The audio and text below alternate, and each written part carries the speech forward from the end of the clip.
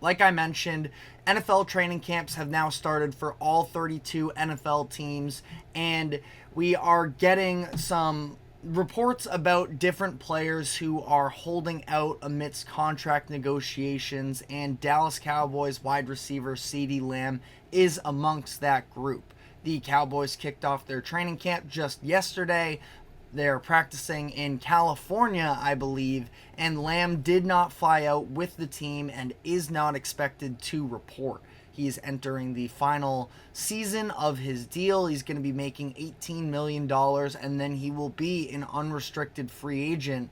And for Lamb at this point, he is breaking onto the scene more and more every single season. We've seen his numbers continue to increase, and last year they reached his most recent peak where he was all-pro first team, and he led the league in receptions with 135, had about 1,700 receiving yards on the season. He was absolutely incredible. Now, he is asking for a similar contract that the Vikings gave out this offseason to their wide receiver, Justin Jefferson. And ultimately, I feel like Lamb is in that ballpark in terms of money he should be paid on this next deal. Now, I do think that Justin Jefferson is better, but at the same time, CeeDee Lamb is still just 25 years old. He has had a very clean bill of health additionally since making the jump to the NFL, and he was a massive reason why Dak Prescott had a career year last season.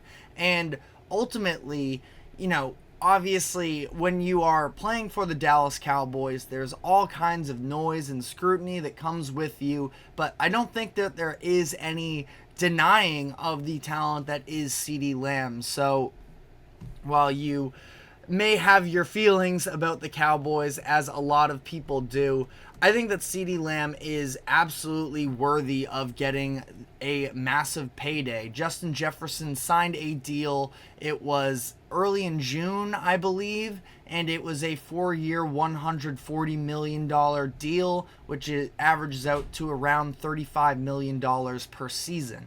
Now, that's a lot of money to be dishing out to a wide receiver. It becomes even more money in retrospect with the other ongoing contract negotiations with the Dallas Cowboys, where on top of CeeDee Lamb, they also have to pay their quarterback, Dak Prescott, and their best defensive player in linebacker / defensive end, Micah Parsons. So 3 of the most important positions in the league in quarterback, wide receiver, and pass rusher, they have to dish out money to every one of them. So it becomes an increasingly difficult situation to balance all of this, as the Cowboys are obviously under an enormous amount of pressure to succeed, given that they are the Dallas Cowboys. And we've talked about it throughout the offseason. Jerry Jones obviously made his comments early on at the Senior Bowl about the idea that the Cowboys are going to be all in for this upcoming season.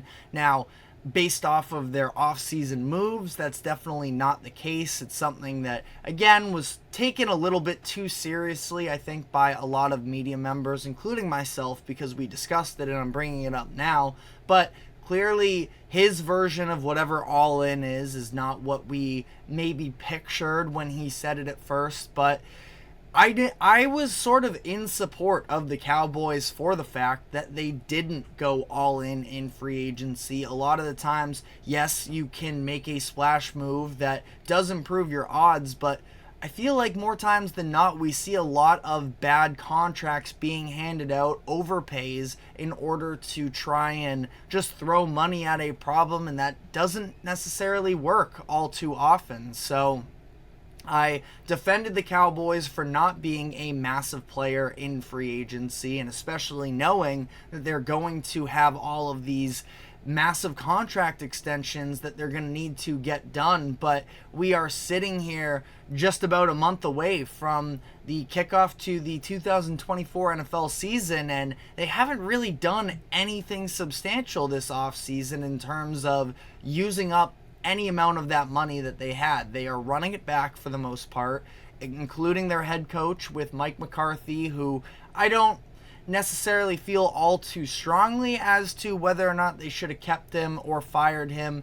I feel like the best option for them was probably to go in a different direction there, but outside of their defensive coordinator walking in the offseason to go and take the job with the Washington Commanders, it is a lot of the same for the Cowboys next year. And you do wonder about how this is all going to play out. Adam Schefter earlier this week, I believe it was, spoke out on one of the ESPN networks. Apologies for not having the exact name, but he talked about how he believes that Dak Prescott is going to reset the quarterback market and get over $60 million annually when that time comes. And I've been on record before saying as well, while I don't necessarily view Dak Prescott as a top 5 quarterback in the league, the Cowboys don't really have a backup plan after him.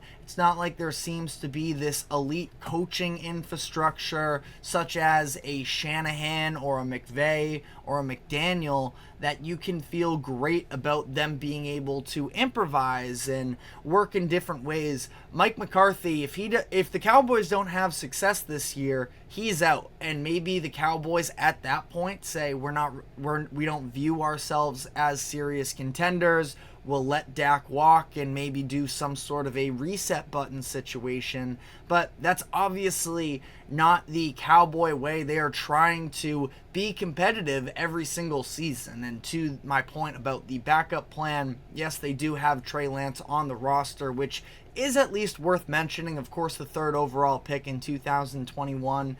But it doesn't seem great. How often have we seen somebody with the trajectory of what Trey Lance has gone through, where he has been perennially injured? Also, if you want to keep in mind the fact that he didn't even really get to play his final season in college because of COVID, that he goes basically a year without playing football in college into the NFL, where he sits the whole first season.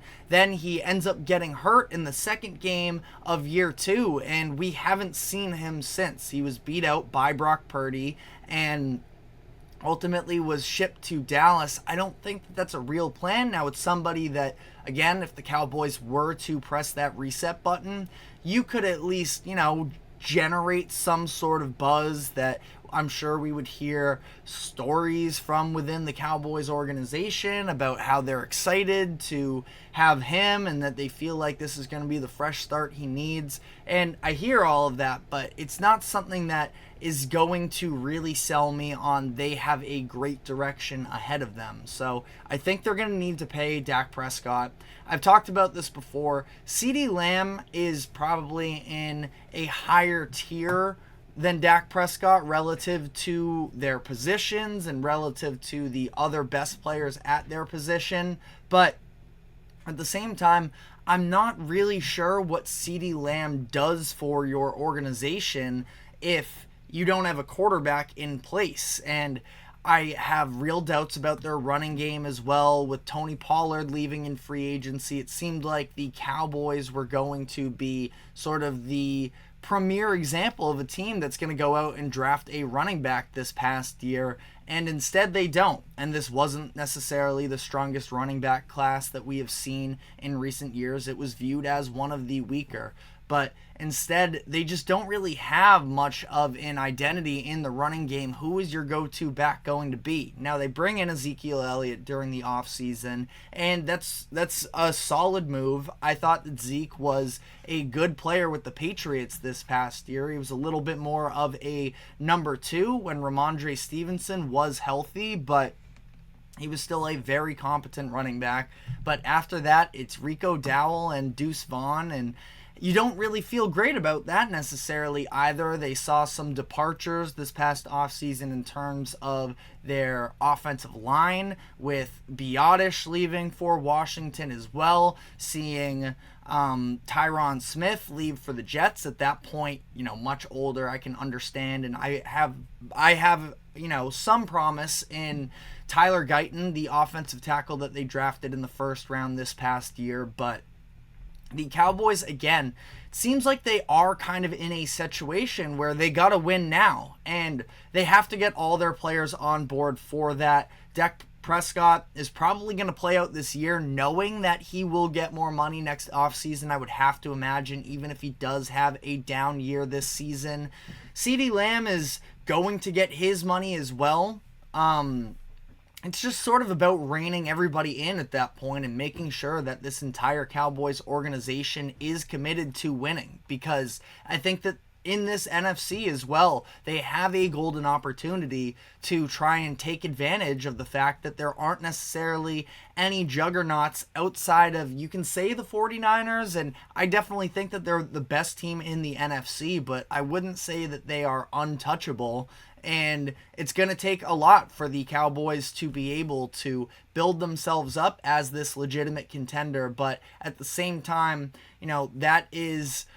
they're going to need everybody on board in order for that to be the case. And CeeDee Lamb holding out isn't a great start. Now, it's not all that unexpected. He talked about how he is looking to get his money this offseason. Micah Parsons said, worry about CeeDee first, and then you get to me. Dak Prescott, like I just mentioned, is probably going to be okay with waiting until next offseason to get his deal. So maybe you just give out this contract in CeeDee Lamb for the sake of just getting everybody on the same page. Once again, I can't imagine CeeDee Lamb is going to turn into a bad investment from a contract perspective. Worst case, you could end up shipping him off for at least a first-round pick. Definitely, most likely more than that as well. But that is where we currently stand with CeeDee Lamb. Now, he is not the only player in the NFL to be holding out of these training camps so far. We are going to be looking across the league at some of the biggest storylines that remain ahead of training camp, some of the holdouts, some of the medical updates in terms of some key quarterbacks such as Joe Burrow and Aaron Rodgers in terms of the injuries that they suffered last year. So we're going to be diving into that next. But before we do so, we have to take a quick break. Do not go anywhere. We will be right back.